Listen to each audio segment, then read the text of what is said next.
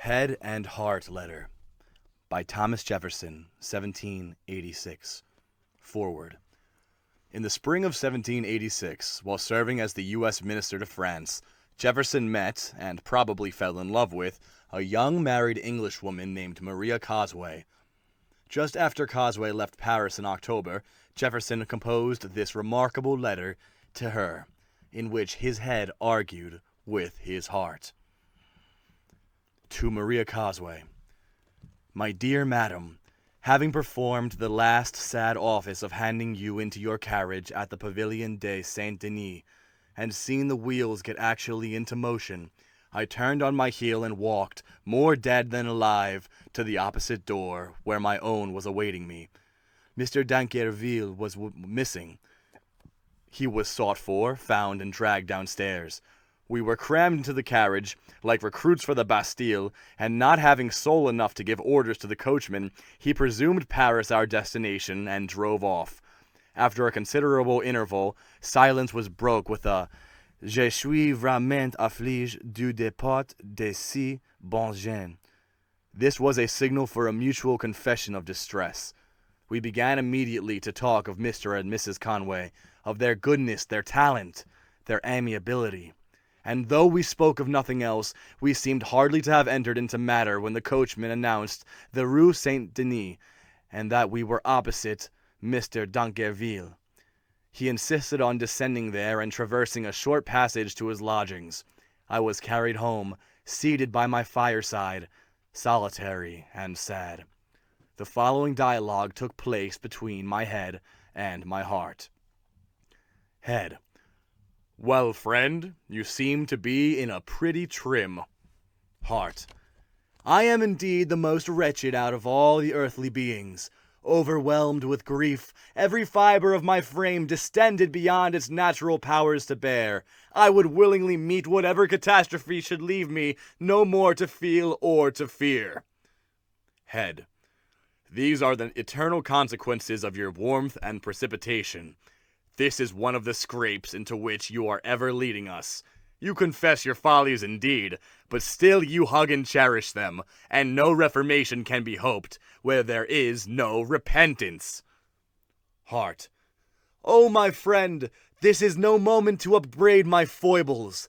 I am rent into fragments by the force of my grief. If you have any balm, pour it into my wounds. If none, do not harrow them by new torments. Spare me in this awful moment. At any other I will attend with patience to your admonitions. Head. On the contrary, I never found that the moment of triumph with you was the moment of attention to my admonitions. While suffering under your follies, you may perhaps be made sensible of them. But the paroxysm's over, you fancy it can never return. Harsh, therefore, as the medicine may be, it is my office to administer it. You will be pleased to remember that when our friend Trumbull used to be telling us of the merits and talents of these good people, I never ceased whispering to you that we had no occasion for new acquaintance, that the greater their merits and talents, the more dangerous their friendship to our tranquillity, because the regret at parting would be greater. Heart. Accordingly, sir, this acquaintance was not the consequence of my doings. It was one of your projects which threw us in the way of it. It was you, remember, and not I, who threw us in the way of it. It was you who desired the meeting at Le Grand and Molyneux. I never trouble myself with domes nor arches. The Halle ex Bleds might have rotted down before I should have gone to see it, but you, forsooth, who are eternally getting us to sleep with your diagrams and crotchets, must go and examine this wonderful piece of architecture. And when you had seen it, oh, it was the most superb thing on earth. What you had seen there was worth all that you had seen in Paris. I thought so too, but I meant it not for the lady and gentleman to whom we had been presented, and not of a parcel of sticks and chips put together in pens. You then, sir, and not I, have been the cause of the present distress. Head. It would have been happy for you if my diagrams and crotchets had gotten you to sleep on that day, as you are pleased to say that they eternally do. My visit to Legrand and Molyneux had public utility for its object. A market is to be built in Richmond. What a commodious plan is that of Legrand and Molyneux, especially if we put on it the noble dome of the Halle aux Blés. If such a bridge as they skewed us can be thrown across the Schuylkill at Philadelphia, the floating bridges taken up and the navigation of that river opened, what a copious resource will be added of wood and provisions to warm and feed the poor of that city. While I was occupied with these objects, you were dilating with your new acquaintances and contriving how to prevent a separation from them. Every soul of you had an engagement for the day, yet all these were to be sacrificed that you might dine together. Lying messengers were to be dispatched into every quarter of the city, with apologies for your breach of engagement. You particularly had the effrontery to send word to the Duchess d'Anville that, on the moment we were setting out to dine with her, dispatches came to hand which required immediate attention. You wanted me to invent a more genius excuse, but I knew you were getting into a scrape, and I would have nothing to do with it. Well, after dinner to St. Cloud, from St. Cloud to Ruggieri, from Ruggieri to Crumfoltz, and if the day had been as long as a Lapland summer day, you would still have contrived means among you to have filled it. Hart. Oh, dear friend, how you have revived me by recalling to my mind the transactions of that day. How well I remember them all, and that when I came home at night and looked back at the morning, it seemed to have been a month agone. Go on, then, like a kind comforter, and paint me the day we went to St. Germain's. How beautiful was every object. The Porte de Reuilly, the hills among the Seine, the rainbows of the machine of Marly, the terrace of St. Germain's, the chateau, the gardens, the statues of Marly, the pavilion of Lucien. Recollect too, Madrid, Bagatelle, the King's Garden, the desert. How grand the idea, excited by the remains of such a column. The spiral staircase, too, was beautiful. Every moment was filled with something agreeable. The wheels of time moved on with a rapidity of which those of our carriage gave but a faint idea. And yet in the evening, when one took a retrospect of the day, what a mass of happiness had we traveled over. Retrace all those scenes to me, my good companion, and I will forgive the unkindness with which you were chiding me. The day we went to St. Germain's was a little too warm, I think. Was it not? Head. Thou art the most incorrigible of all the beings that ever sinned. I reminded you of the follies of that first day, intending to deduce from thence some useful lessons for you. But instead of listening to these, you kindle at the recollection. You retrace the whole series with a fondness which shews that you want nothing but the opportunity to act it over again. I often told you during its course that you were imprudently engaging your affections under circumstances that must have cost you a great deal of pain, that the persons indeed were of the greatest merit, possessing good sense, good humor, honest hearts, honest manners, and eminence in a lovely art, that the lady had moreover qualities and accomplishments belonging to her sex, which might form a chapter apart for her, such as music, modesty, beauty, and that softness of disposition, which is the ornament of her sex and the charm of ours. But all these considerations would increase the pang of separation. That their stay here was to be short, that you rack our whole system when you are parted from those you love, complaining that such a separation is worse than death, inasmuch as this ends our sufferings, whereas that only begins them, and that the separation would, in this instance, be the more severe as you would probably never see them again. Hart. But they told me they would come back again the next year. Head. But in the meantime, see what you suffer. And their return, too, depends on so many circumstances, that if you had a grain of prudence, you would not count upon it. Upon the whole, it is improbable, and therefore you should abandon the idea of ever seeing them again. Hart. May heaven abandon me if I do. Head. Very well. Suppose then they come back. They are to stay 2 months, and when these are expired, what is to follow? Perhaps you flatter yourself they may come to America. Heart. God only knows what is to happen. I see nothing impossible in that supposition, and I see things wonderfully contrived sometimes to make us happy. Where could they find such objects as in America for the exercise of their enchanting art? Especially the lady who paints landscapes so innumerably. She wants only subjects worthy of immortality to render her pencil immortal. The failing spring, the cascade of Niagara, the passage of the Potomac through the Blue Mountains, the natural bridge. It is worth a voyage across the Atlantic to see these objects, much more to paint and make them, and thereby ourselves known to all ages. And our own dear Monticello, where has nature spread so rich a mantle under the eye.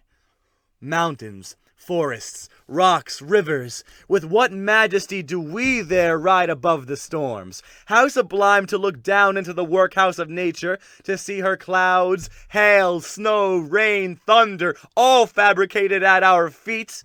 And the glorious sun, when rising as if out of distant water, just gilding the tops of the mountains and giving life to all nature. I hope in God no circumstance may ever make either seek an asylum from grief. With what sincere sympathy I would open every cell of my composition to receive the effusion of their woes. I would pour my tears into their wounds, and if a drop of balm could be found on the top of the Cordilleras, or at the remotest sources of the Missouri, I would go thither myself to seek and to bring it. Deeply practiced in the school of affliction, the human heart knows no joy which I have not lost, no sorrow of which I have not drunk. Fortune can present no grief of unknown form to me. Who then can so softly bind up the wound of another as he who has felt the same wound himself? But heaven forbid they should ever know a sorrow. Let us turn over another leaf, for this has distracted me. Head. Well, let us put our possibility to trial then on another point. When you consider the character which is given of our country by the lying newspapers of London and their credulous copiers in other countries, when you reflect that all Europe is made to believe we are a lawless banditti in a state of absolute anarchy, cutting one another's throats and plundering without distinction, how can you expect that any reasonable creature would venture among us? Heart. But you and I know that this is all false, that there is not a country on earth where there is greater tranquility, where the laws are milder or better obeyed, where everyone is more attentive to his own business, or meddles less with that of others, where strangers are better received, more hospitably treated, and with a more sacred respect. Head. True, you and I know this, but your friends do not know it. Heart. But they are sensible people who think for themselves. They will ask of impartial foreigners who have been among us, whether they saw or heard on the spot any instances of anarchy. They will judge too what a people occupied as we are in building rivers, digging navigable canals, making roads, building public schools, establishing academies, erecting busts and statues to our great men, protecting religious freedom, abolishing sanguinary punishments, reforming and improving our laws in general. They will judge, I say, for themselves whether these are not the occupations of a people at their ease, whether this is not better evidence of our true state than a London newspaper hired to lie, and from which no truth can ever be extracted but by reversing everything it says. Head. I did not begin this lecture, my friend, with a view to learn from you what America is doing. Let us return then to our point. I wished to make you sensible how imprudent it is to place your affections without reserve on objects you must so soon lose, and whose loss, when it comes, must cost you such severe pangs. Remember that last night you knew your friends were to leave Paris today. That was enough to throw you into agonies. All night you tossed us from one side of the bed to the other. No sleep, no rest. The poor crippled wrist, too, never left one moment in the same position. Now up, now down, now here, now there. Was it to be wondered at if its pains returned? The surgeon then was to be called, and to be rated as an ignoramus because he could not divine the cause of this extraordinary change. In fine, my friend, you must mend your manners. This is not a world to live at random in as you do. To avoid those eternal distresses to which you are forever exposing us, you must learn to look forward before you take a step which may interest our peace. Everything in this world is a matter of calculation. Advance then with caution, the balance in your hand. Put into one scale the pleasures which any object may offer, but put fairly into the others the pains which are to follow, and see which preponderates. The making an acquaintance is not a matter of indifference. When a new one is proposed to you, view it all round. Consider what advantages it presents, and to what inconveniences it may expose you. Do not bite at the bait of pleasure till you know there is no hook beneath it. The art of life is the art of avoiding pain, and he who is the best pilot who steers clearest of the rocks and shoals with which he is beset. Pleasure is always before us. But misfortune is at our side. While running after that, this arrests us. The most effectual means of being secure against pain is to retire within ourselves and to suffice for our own happiness. Those which depend on ourselves are the only pleasures a wise man will count on, for nothing is ours which another may deprive us of. Hence, the inestimable value of intellectual pleasures, even in our power, always leading us to something new, never cloying, we ride serene and sublime above the concerns of this mortal world, contemplating truth and nature, matter and motion, the laws which bind up their existence, and that eternal being who made and bound them up by those laws. Let this be our employ. Leave the bustle and tumult of society to those who have not talents to occupy themselves without them. Friendship is but another name for an alliance with the follies and the misfortunes of others. Our own share of miseries is sufficient. Why enter then as volunteer into those of another? Is there so little gall poured into our cup that we must needs help to drink that of our neighbor? A friend dies or leaves us. We feel as if a lamb was cut off. He is sick. We must watch over him and participate of his pains. His fortune is shipwrecked. Ours must be laid under contribution. He loses a child, a partner, a parent. We must mourn the loss as if it were our own heart. And what more sublime delight than to mingle tears with one whom the hand of heaven hath smitten? To watch over the bed of sickness, to beguile its readiness and its painful moments, to share our bread with one to whom misfortune has left none. This world abounds indeed with misery.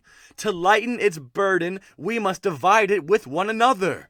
But let us now try the virtues of your mathematical balance, and as if you have put into one scale the burden of friendship, let me put its comforts into the other.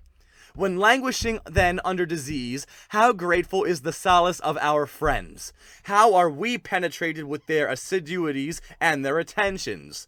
How much are we supported by their encouragements and their kind offices! When heaven has taken from us some object of our love, how sweet is it to have a bosom whereon to recline our heads, and into which we may pour the torrent of our tears. Grief, with such a comfort, is almost a luxury.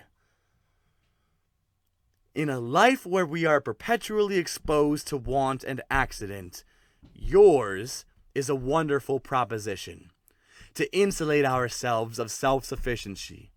For assuredly nobody will care for him who care for nobody. But friendship is precious, not only in the shade but in the sunshine of life, and thanks to a benevolent arrangement of things, the greater part of life is sunshine. I will recur for proof to the days we have lately passed. On these indeed the sun shone brightly. How gay did the face of nature appear! Hills, valleys, chateaux, gardens, rivers, every object wore its liveliest hue. Whence did they borrow it? From the presence of our charming companion? They were pleasing because she seemed pleased. Alone the scene would have been dull and insipid. The participation of it with her gave it relish. Let the gloomy monk, sequestered from the world, seek unsocial pleasures in the bottom of his cell. Let the sublimated philosopher grasp a visionary happiness while pursuing phantoms dressed in the garb of truth. Their supreme wisdom is supreme folly, and they mistake for happiness the mere absence of pain. Had they ever felt the solid pleasure of one generous spasm of the heart, they would exchange for it all the frigid speculation of their lives, which you have been vaunting in such alleviated terms. Believe me then, my friend, that this is a miserable arithmetic, which could estimate friendship at nothing or at less than nothing. Respect for you has induced me to enter into this discussion, and to hear principles uttered which I detest and abjure. Respect for myself now obliges me to recall you into the proper limits of your office. When nature assigned us the same habitation, she gave us over it a divided empire. To you she allotted the field of science, to me that of morals. When the circle is to be squared, or the orbit of a comet to be traced, when the arch of greatest strength, or the solid of least resistance is to be investigated, take up the problem. It is yours. Nature has given me no cognizance of it. In like manner, in denying to you the feelings of sympathy, of benevolence, of gratitude, of justice, of love, of friendship, she has excluded you from their control. To these she has adapted the mechanism of the heart. Morals were too essential to the happiness of man to be risked on the uncertain combinations of the head. She laid their foundation, therefore, in sentiment, not in science. That she gave to all as necessary to all, this to a few only as sufficing with a few. I know indeed that you pretend authority to the sovereign control of our conduct in all its parts, and a respect for your grave saws and maxims, a desire to do what is right, has sometimes induced me to conform to your counsels. A few facts, however, which I can hardly readily recall to your memory, will suffice to prove to you that nature was not organized you for our moral direction. When the poor wearied soldier whom we overtook at Chickahominy with his pack on his back begged us to let him get up behind our chariot, you began to calculate that the road was full of soldiers, and that if all should be taken up our horses would fail in their journey. We drove on, therefore, but soon becoming sensible you had made me do wrong, that though we cannot relieve all the distresses, we should relieve as many as we can. I turned about to take up the soldier, but he had entered a bypath and was no more to be found. And from that moment to this, I could never find him out to ask his forgiveness. Again, when the poor woman came to ask a charity in Philadelphia, you whispered that she looked like a drunkard, and that $50 was enough to give her the alehouse. Those who want the dispositions to give easily find reasons why they ought not to give. When I sought her out afterwards, and did what I should have done at first, you know that she employed the money immediately towards placing her child at school. If our country, when pressed with wrongs at the point of the bayonet, had been governed by its heads instead of its hearts, where should we have been now? Hanging on a gallows as high as Haman's. You began to calculate and to compare wealth and numbers. We threw up a few pulsations of our warmest blood. We supplied enthusiasm against wealth and numbers. We put our existence to the hazard when the hazard seemed against us. And we saved our country, justifying at the same time the ways of Providence, whose precept is to do always what is right, and leave the issue to him. In short, my friend, as far as my recollection serves me, I do not know that I ever did a good thing on your suggestion, or a dirty one without it. I do forever then disclaim your interference in my province. Fill papers as you please with triangles and squares. Try how many ways you can hang and combine them together. I shall never envy nor control your sublime delights, but leave me to decide when and where friendships are to be contracted. You say I contract them at random. So you said the woman at Philadelphia was a drunkard. I receive no one into my esteem till I know they are worthy of it. Wealth, title, office are no recommendations to my friendship. On the contrary, great good qualities are requisite to make amends for their having wealth, title, and office. You confess that in the present cause I could not have made a worthier choice. You only object that I was so soon to lose them. We are not immortal ourselves, my friend. How can we expect our enjoyments to be so? We have no rose without its thorn, no pleasure without alloy. It is the law of our existence, and we must acquiesce. It is the condition annexed to all our pleasures, not by us who receive, but by him who gives them. True, this condition is pressing cruelly on me at this moment. I feel more fit for death than for life. But when I look back on the pleasures of which it is the consequence, I am conscious they were worth the price I am paying. Notwithstanding your endeavors to damp my hopes, I comfort myself with endeavors to damp, and I comfort myself with expectations of their promised return. Hope is sweeter than despair, and they were too good to mean to deceive me. In the summer, said the gentleman, but in the spring, said the lady, and I should love her forever, were it only for that.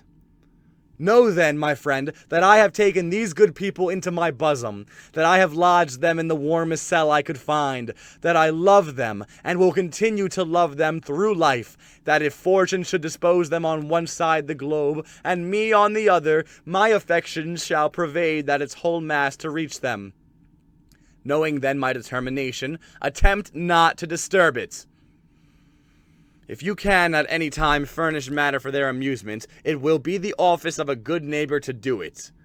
I will, in like manner, seize any occasion which may offer to do the like good turn for you with Condorcet, Rittenhouse, Madison, Lacratelle, or any other of these worthy sons of science whom you so justly prize. I thought this a favorable proposition whereon to rest the issue of the dialogue, so I put an end to it by calling for my nightcap. Methinks I hear you wish to heaven I had called a little sooner, and so spared you the ennui of such a sermon.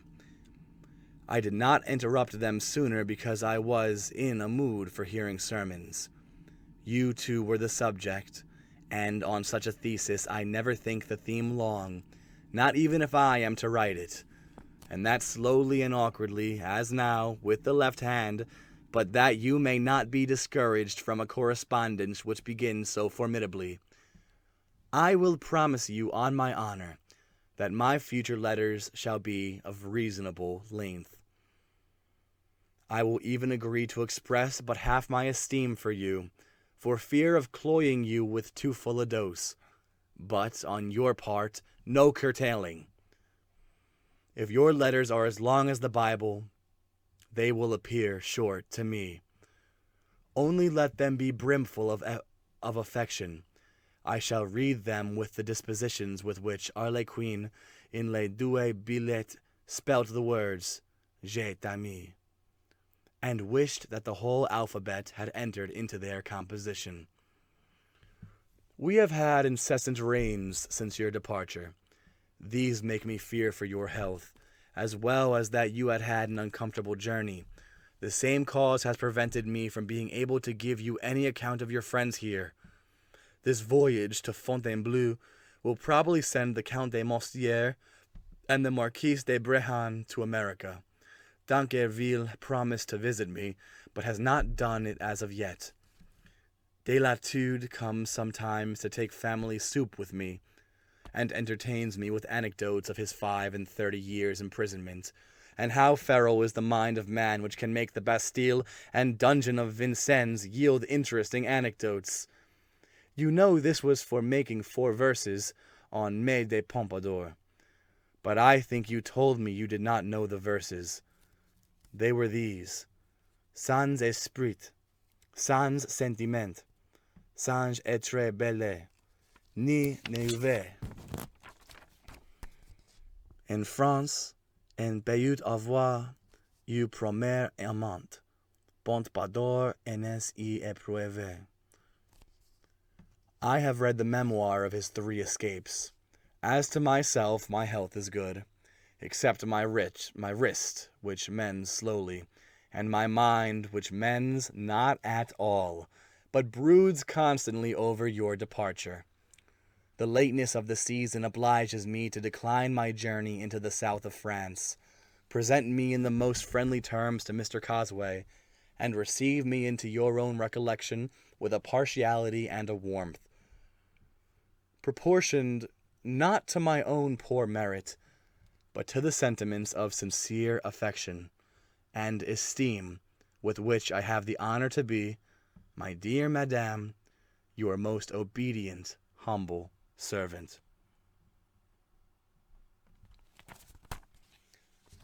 That was the Head and Heart letter written by Thomas Jefferson in 1786 to a woman named Maria Cosway.